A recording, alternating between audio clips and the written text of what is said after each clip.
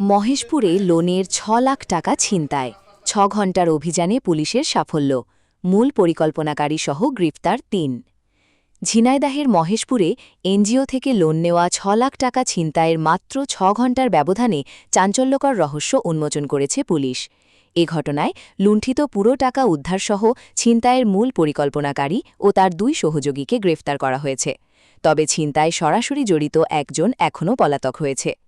police ও ভুক্তভোগী সূত্রে জানা গেছে মহেশপুর থানার পান্তাপাড়া গ্রামের সেলিনা বেগম ৫০ একটি এনজিও থেকে ৬ লাখ টাকা লোন পান গত ১১ মে তিনি তার ভাতিজা লিটনের মোটরসাইকেলে চড়ি জীবননগর উপজেলার একটি ব্যাংক থেকে ওই টাকা উত্তোলন করে বাড়ি ফিরছিলেন বিকেল আনুমানিক ৩:৫০ দিকে তারা মহেশপুর থানাধীন মথুরানগর গ্রামের দত্তনগর জলিলপুর সড়কে পৌঁছালে পেছন থেকে একটি মোটরসাইকেলে আসা ২ ছিনতাইকারী সেলিনা বেগমের হাতের টাকার ব্যাগটি ছিনিয়ে নিয়ে দ্রুত পালিয়ে যায় ছিনতাইয়ের খবর পাওয়া মাত্রই মহেশপুর থানার অফিসার ইনচার্জ ওসি মেহেদী হাসানের নেতৃত্বে পুলিশের একাধিক চৌকস দল অভিযানে নামে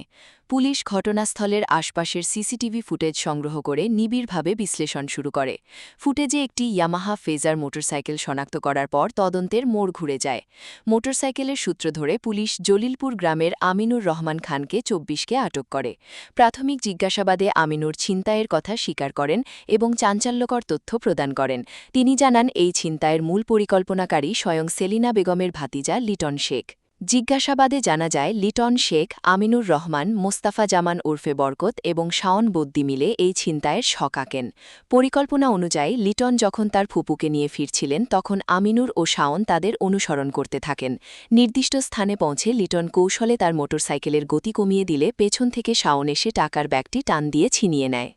রাত ৮টার দিকে পুলিশ আমিনুরের বাড়িতে অভিযান চালিয়ে তার দেখানো মতে ছিনতাই হওয়া ৬ লক্ষ টাকা উদ্ধার করে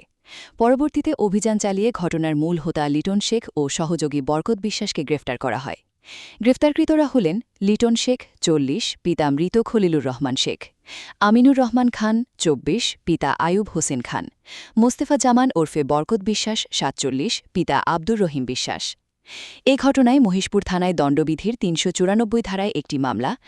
নং ২১ তারিখ ১১/৫/২০২৬ রুজু করা হয়েছে পুলিশ ছিনতাইয়ে ব্যবহৃত ২টি মোটরসাইকেল জব্দ করেছে মহেশপুর থানার অফিসার ইনচার্জ ওসি মেহেদী হাসান জানান ঘটনার পরপরই আমরা গুরুত্বের সাথে তদন্ত শুরু করি প্রযুক্তির সহায়তা ও সিসিটিভি ফুটেজ বিশ্লেষণ করে স্বল্প সময়ের মধ্যে টাকা উদ্ধার ও আসামিদের গ্রেফতার করা সম্ভব হয়েছে পলাতক আসামি শাওন বদ্দিকে গ্রেফতারের চেষ্টা অব্যাহত রয়েছে